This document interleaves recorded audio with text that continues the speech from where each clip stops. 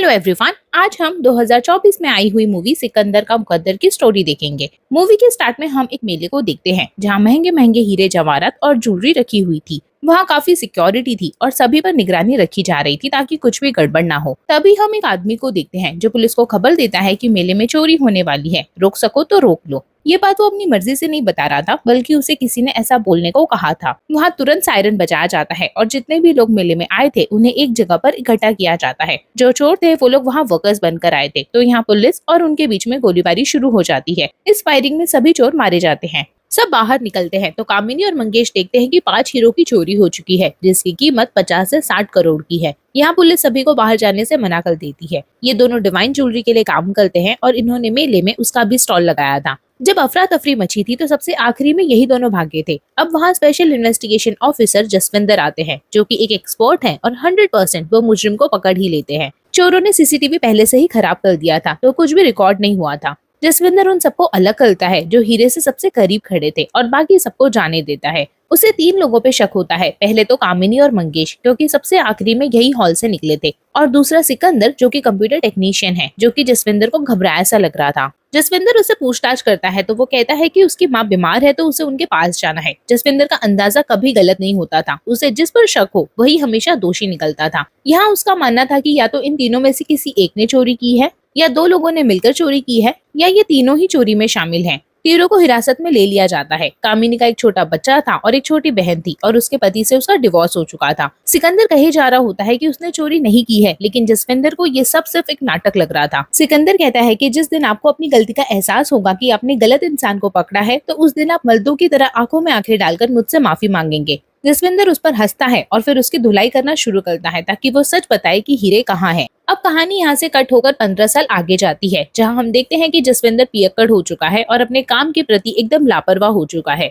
जिसके चलते उसे नौकरी से निकाल दिया गया है। उसकी शादीशुदा जिंदगी भी डूब चुकी है, उसका डिवोर्स भी हो चुका है। जसविंदर सिकंदर को फोन लगाता है। सिकंदर दुबई में था। जसविंदर उससे कहता है कि तुम सही थे, मेरा अंदाजा गलत था, तुमने चोरी नहीं की थी, मैं तुमसे माफी मांगता हूँ। सिकंदर कहता है कि ऐसे नहीं, आपको फेस टू फेस मुझसे माफी मांगनी होगी। मैं अपने परिवार के पास मुंबई आ ही रहा हूँ, तो मिलकर बात करते हैं। कहानी वापस से 15 साल पहले जाती है, जहां हम देखते हैं कि चोरी का केस कोर्ट में जाता है। डिफेंस का कहना था कि इन तीनों का चोरी से कोई लेना देना नहीं है, लेकिन प्रोसिक्यूशन कहता है कि तीनों को रिमांड में लेना होगा क्योंकि हीरे निगल लिए गए हैं, इनका एक्सरे निकलवाना पड़ेगा। तो यहाँ जज 7 दिन के लिए रिमांड दे देते हैं। तीनों का ही एक्सरे निकाला जाता है, पर उसमें कुछ भी नहीं मिलता। अब वो आदमी मिल जाता है जिसने पुलिस को चोरी की खबर दी थी। उसका नाम अनूप होता है। वो बोलता है कि मेरे पास फोन आया था कि मेरी बच्ची किडनैप हो गई है। उन लोगों ने कहा कि जैसा हम कहते हैं वैसा ही करो। मेरी पॉकेट में मुझे एक पेपर मिला था, उसमें जो लिखा था मैंने बस वही बोला। बाद में मुझे पता चला कि मेरी बच्ची किडनैप नहीं हुई थी, बल्कि उसने मेरे साथ में खेल खेला था।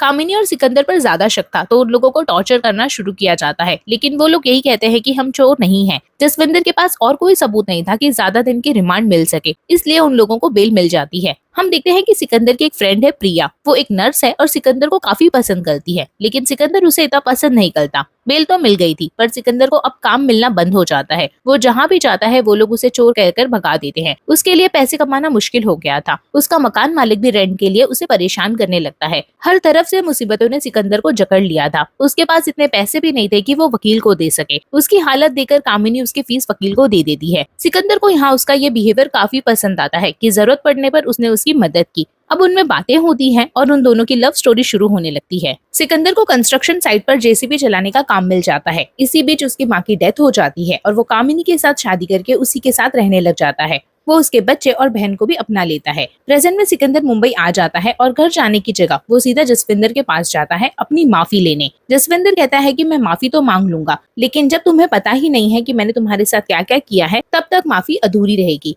सिकंदर कहता है कि मैं जानता हूँ आपकी वजह से मेरी नौकरी चली गई, मेरा काम बंद हुआ, मुझे घर छोड़ना पड़ा, ये शहर छोड़ना पड़ा, 15 साल मुझे इस देश से बाहर रहना पड़ा, और ये सब आपकी वजह से हुआ है। जसविंदर कहता है कि तुम्हें अभी भी कुछ भी नहीं पता है, यहाँ से जाने के बाद बताओ तुम्हारे साथ क्या क्या हुआ। कहानी फिर से फ्लैशबैक में जाती है, जहाँ हम देखते हैं कि उन्हें तारीख पे तारीख मिलती जा रही थी। केस खत्म ही नहीं हो रहा था। सिकंदर का दोस्त उससे कहता है कि मेरे मामा की आगरा में ग्लास की फैक्ट्री है, तुम वहाँ काम करने चले जाओ और नई जिंदगी की शुरुआत करो। सिकंदर मान जाता है और अपने परिवार को लेकर वहीं रहने चला जाता है। वहाँ मन लगाकर वो काम करना शुरू करता है। 2 साल बीत जाते हैं और ये लोग खुश रहने लगते हैं, लेकिन तभी मंगेश का फोन आता है कि तुम दोनों के नाम का वारंट निकला है। पुलिस कह रही है कि तुम दोनों फरार हो, तुम्हें यहाँ आना पड़ेगा वरना परेशानी हो जाएगी तुम्हें। इतने साल केस चलने के बाद भी पुलिस के पास इनके खिलाफ कोई भी सबूत नहीं था, तो तीनों को बरी कर दिया जाता है। अब ये लोग खुलकर अपनी जिंदगी जीने के लिए आजाद हो जाते हैं। सिकंदर खुशी खुशी घर जाता है ताकि वो कामिनी को सब बता सके, लेकिन घर पहुंच के वो देखता है कि कामिनी की तबीयत बहुत खराब होती है। चेकअप कराने पर पता चलता है कि उसके पेट में पानी भर गया है, यहाँ उसे एडमिट कराना पड़ेगा। कामिनी को एडमिट कराकर सिकंदर घर जाता है तो देखने मिलता है कि मामा ने उसके बच्चों को घर से निकाल दिया है। पूछने पर वो कहते हैं कि तुम चोर हो, इसलिए घर और नौकरी से निकल जाओ। बच्चों को धर्मशाला में छोड़कर बचे हुए पैसे लेकर सिकंदर हॉस्पिटल जा रहा होता है कि तभी कुछ गुंडे आकर उसे लूट लेते हैं। वो लोग उसका फोन भी तोड़ देते हैं। फिर से वैसा ही समय आ गया था जहां वो मुसीबतों से घिर जाता है। इस बार वो खुद को खत्म करने का सोचता है तो ब्रिज से पानी में कूदने को जाता है, लेकिन तभी पीछे से एक हॉर्न बजाती हुई गाड़ी गुजरती है तो वो होश में आता है कि वो गलत करने जा रहा है। हमें बताया जाता है कि सिकंदर के साथ जो भी कुछ गलत हो रहा था वो सब जसविंदर करवा रहा था। सिकंदर ने मंदिर से कुछ पैसे चुराए और फिर अपने दोस्त को कॉल किया। उसके दोस्त ने उसकी मदद करते हुए उसे दुबई में नौकरी दिलवा दी। कमाई शुरू हुई तो कामिनी का इलाज और बच्चों की पढ़ाई सब ठीक तरह से होने लगा। प्रेजेंट में जसविंदर बताता है कि उसका चेला दुबई में भी तुम पर नजर रखे हुआ था, तो तबस्सुम के बारे में तो बताओ। सिकंदर बताता है कि दुबई पहुंचने के 4 साल बाद मैं दुबई में दूसरी कंपनी में प्रोजेक्ट मैनेजर बन गया। वहां मेरी मुलाकात तबस्सुम से हुई जो कि मेरे ही ऑफिस में काम करती थी। वो भी मुंबई से थी तो हमारी दोस्ती हो गई। मुझे पता था कि उसका एक बॉयफ्रेंड है बैंगलोर में और उसे पता था कि मेरी पत्नी है, पर फिर भी हमें एक दूसरे के साथ में टाइम स्पेंड करना अच्छा लगता था। एक दिन हम ऐसे ही जा रहे थे तो एक आदमी आया जो कि तबस्सुम को पहले से जानता था और तब मुझे पता चला कि तबस्सुम पहले एक बार डांसर थी। सिकंदर को लगता है कि जसविंदर ने इसको मेरे पीछे लगाया है। तबस्सुम कहती है कि मैं बार डांसर थी, लेकिन मुझे वो जिंदगी नहीं जीनी थी। मैंने अपनी जिंदगी बदलने का फैसला लिया तो छोटे मोटे काम करते करते मैं यहाँ तक पहुंची। अब मैं अच्छी सी जिंदगी जी रही हूँ। बस इतनी सी है मेरी कहानी, बाकी मैं किसी जसविंदर को नहीं जानती हूँ। जसविंदर ने सिकंदर को इतना टॉर्चर किया था कि अगर कुछ भी उसके साथ गलत होता तो उसे ऐसा ही लगता कि जसविंदर ने ही किया है। सिकंदर जब मुंबई वापस आ रहा था तो वो तबस्सुम से मिला। वो उससे माफी मांगते हुए उसे एक लिफाफा पकड़ा देता है। प्रेजेंट में जसविंदर कहता है कि वाह, यहाँ कामिनी और वहाँ तबस्सुम, यहाँ हमसे एक नहीं संभलती। इस पर सिकंदर कहता है कि आप मेरे ही पीछे पड़े थे, अपनी ही जिद पर अड़े थे तो क्या ही होता आपके साथ। जसविंदर अपनी गलती मानते हुए सिकंदर की आंखों में आंखें डालते हुए उसे माफी मांग लेता है। सिकंदर को महसूस होता है कि आज 15 साल बाद जाकर उसे इंसाफ मिला है। सिकंदर वहाँ से जाने लगता है तो जसविंदर कहता है कि मेरा अंदाजा इतना भी गलत नहीं होता। बेल मिलने के बाद मैंने तुम तीनों के पीछे आदमी लगाए थे। तुम लोगों के पास आगरा जाने के लिए पैसे नहीं थे तो मैंने कामिनी को ज्वेलरी शॉप जाते हुए देखा। मैं भी वहाँ उसके पीछे पहुंचा तो मैंने देखा कि वो एक नग बेचने आई है। जसविंदर बताता है कि मेले के दौरान कामिनी ने एक नग अपने नाखून में छुपा लिया था। मैंने उसे रंगे हाथ पकड़ लिया था। मुझे तुम पर पूरा शक था, इसलिए मैंने उसे एक ऑफर दिया कि या तो तुम मेरे लिए सिकंदर पर नजर रखो या तो जेल जाओ। उसने पहला रास्ता चुन लिया। मैंने तुम्हारी लाइफ में बहुत सारी प्रॉब्लम्स लाई जिससे तुम्हारी हालत फकीरों जैसी हो जाए और तुम हीरे बेचकर पैसा खर्चा करो, पर ऐसा नहीं हुआ। कामिनी को तुमसे प्यार था। वो नौकरी करके तुम्हारी प्रॉब्लम्स दूर करना चाहती थी, लेकिन मैंने उसकी कहीं नौकरी लगने ही नहीं दी। अचानक कामिनी ने अपडेट देना बंद कर दिया, लेकिन मैं फिर भी हार नहीं माना।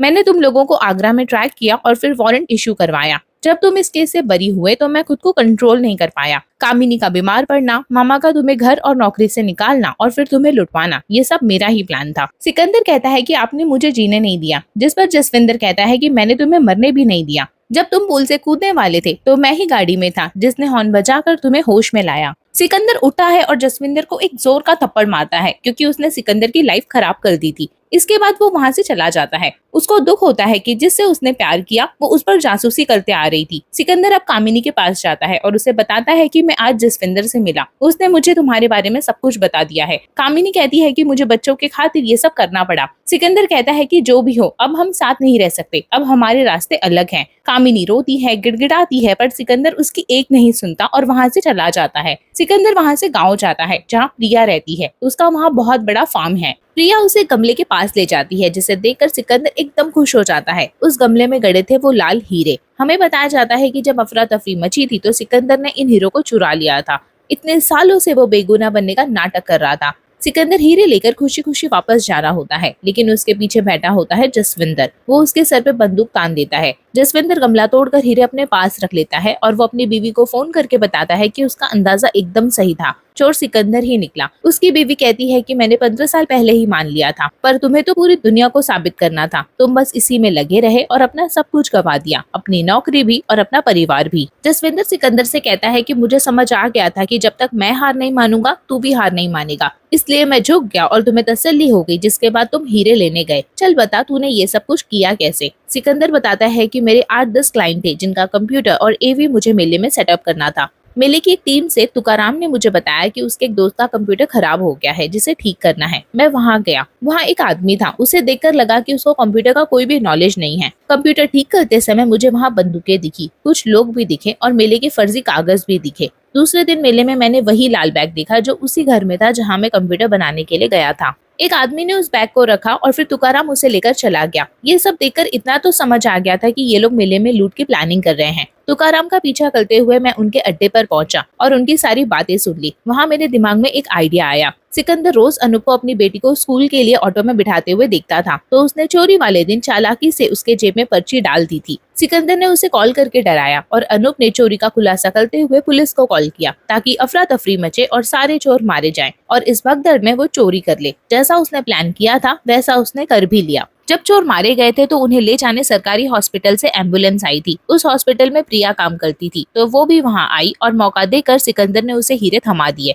प्रिया को सिकंदर से प्यार था, तो इसलिए उसने सिकंदर का साथ दिया और आज तक हीरे छुपा कर रखे। जसविंदर पूछता है कि तुम्हें कब से पता था कि कामिनी मेरे लिए काम करती है, तो सिकंदर बताता है कि जिस रात आपने पुल पर आकर हॉर्न बजाया था तब से मुझे समझ आ गया था कि मेरे साथ जो भी हो रहा है वो सब आप ही कर रहे हैं। जसविंदर पूछता है कि क्या ही मिला ये सब करके, हीरे तो मेरे पास है और तुम यहाँ खाई किनारे रेलिंग से बंधे पड़े हो। वैसे उस पैकेट में क्या था जो तुमने तबस्सुम को दिया था? उस लिफाफे में स्विट्जरलैंड जाने की टिकट थी, यानी कि सिकंदर का पहले से ही प्लान था कि वो कामिनी को छोड़ देगा और तबस्सुम के साथ सेटल हो जाएगा। सिकंदर कहता है कि आपकी जिंदगी भी बेकार ही चल रही है, तो बेटर है कि हम आपस में डील कर ले। जसविंदर पूछता है कि क्या डील है और उसके इतना कहते ही ये मूवी यहीं पर एंड हो जाती है। वैसे इस मूवी की स्टार्ट अच्छी थी, बट इसकी एंडिंग कुछ खास नहीं थी, बस बोरिंग सी एंडिंग हुई है और इसकी स्टोरी काफी हद तक प्रेडिक्टेबल थी। अब इसकी आगे की कहानी इसके आगे के पार्ट में बताई जाएगी। आई होप आपको आज की मूवी पसंद आई हो। प्लीज इस वीडियो को लाइक एंड शेयर करें, मेरे चैनल को सब्सक्राइब करें and hit the bell icon. इस वीडियो को एंड तक देखने के लिए आप सभी का दिल से शुक्रिया। Thank you.